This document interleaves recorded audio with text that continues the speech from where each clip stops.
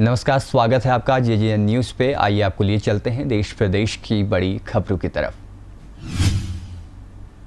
उत्तराखंड के मुख्यमंत्री तीरथ सिंह रावत ने प्रधानमंत्री नरेंद्र मोदी से मुलाकात कर उन्हें स्थिति सामान्य होने पर बद्री केदार विकास परियोजना के लोकार्पण का न्योता दिया।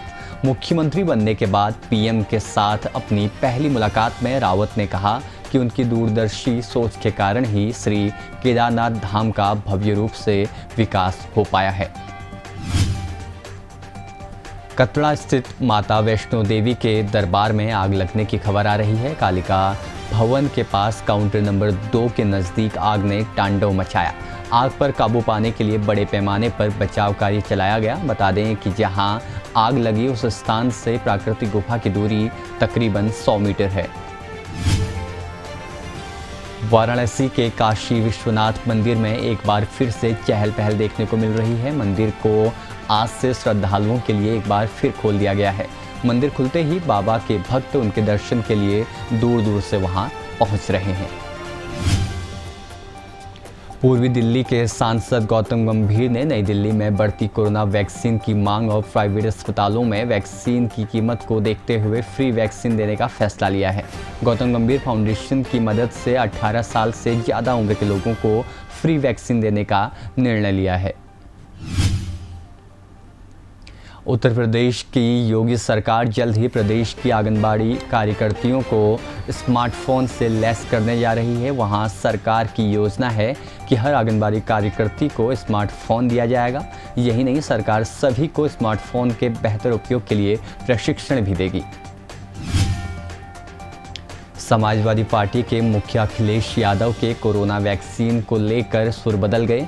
उन्होंने कहा कि वो बीजेपी के टीके के खिलाफ थे, लेकिन अब वो भारत सरकार के टीके का स्वागत करते हैं, इसलिए वो वैक्सीन लगवाएंगे। साथ ही उन्होंने दूसरों से भी वैक्सीन लगवाने की अपील की है।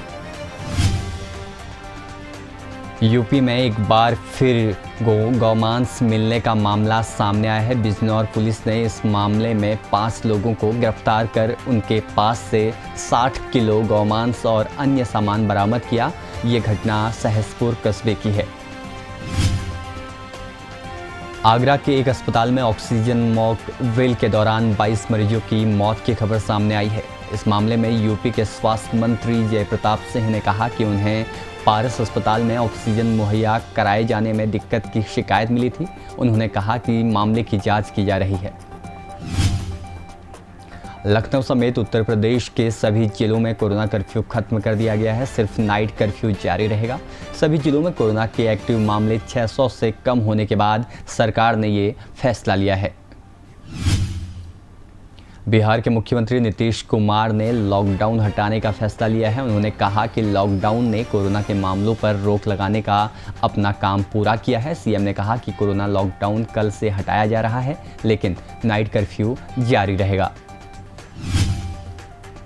झारखंड के चतरा से एक हैरान करने वाली खबर सामने आ रही है। यहाँ सीआरपीएफ 190वीं बटालियन के 2 जवानों ने एक दूसरे पर गोली चला दी। इस घटना में दोनों जवानों की मौत हो गई। मामला चतरा के सिमरिया कोविड सेंटर का है। पुलिस इस बात का पता लगाने पर जुटी है।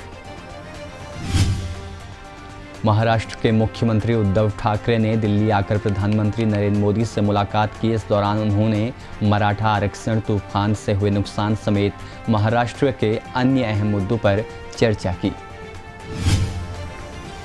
बिहार के बांका जिले में एक मदरसा तेज धमाके के साथ गिर गया। बताया जा रहा है कि जोरदार आवाज़ के साथ एक विस्फोट हुआ। विस्फोट इतना तेज था कि आसपास की बिल्डिंग को भी नुकसान पहुंचा। गनीमत ये रही कि इस हादसे में किसी की जान नहीं गई। कोरोना संक्रमण के चलते यूपी के मदरसा बोर्ड की 10वीं और 12वीं की परीक्षाएं भी रद्द कर दी गई हैं। राज्य सरकार के अल्पसंख्यक कल्याण मंत्री नंद गोपाल नंदी ने इसका ऐलान किया है।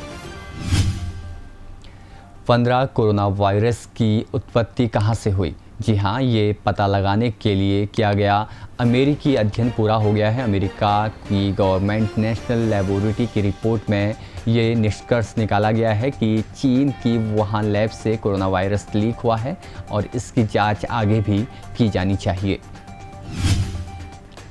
प्रधानमंत्री नरेंद्र मोदी के वैक्सीन को लेकर ऐलान के बाद केंद्र सरकार ने एडवाइजरी जारी की है, जो 21 जून से पूरी तरह लागू होगी। इसके मुताबिक देश में वैक्सीन निर्माताओं के जरिए उत्पादित किए जा रहे टीकों का 75% खरीद केंद्र सरकार करेगी। कोरोना वायरस का प्रकोप धीरे धीरे कम हो रहा है, लगातार मामलों में गिरावट देखी जा रही है। इस बीच दिल्ली में पिछले 24 घंटे में कोरोना के 316 नए मामले सामने आए हैं और 41 मरीजों की मौत भी हो गई है। इस सभी समय और राष्ट्रीय राजधानी में पॉजिटिविटी रेट गिरकर 0.44% पर पहुंच गया है। भारतीय टीम अगले महीने श्रीलंका दौरे पर जाएगी, जहां उसे मेजबान के साथ 3 दिन का वनडे और 3 T20 मैचों की सीरीज खेलनी है। इस दौरान के लिए शिखर धवन को टीम की कमान सौंपी जा सकती है। इंडियन आइडल को दोबारा होस्ट करने से मिनी माथुर ने किया साफ इनकार। बोली, मैंने उसे जन्म दिया, उसे बड़ा किया और फिर उड़ने के लिए छोड़ दिया। अब मैं उसे फिर नहीं संभाल सकती। द फैमिली मैन 2 पर बड़ा बवाल सामने आया है। अब तमिलनाडु सरकार के मंत्री ने प्रकाश जावड़ेकर से की बैन करने की मांग। अभी के लिए बस इतना ही। ताज़ा अपडेट्स के लिए आप जुड़े रहिए JJN न्यूज़ के साथ। धन्यवाद।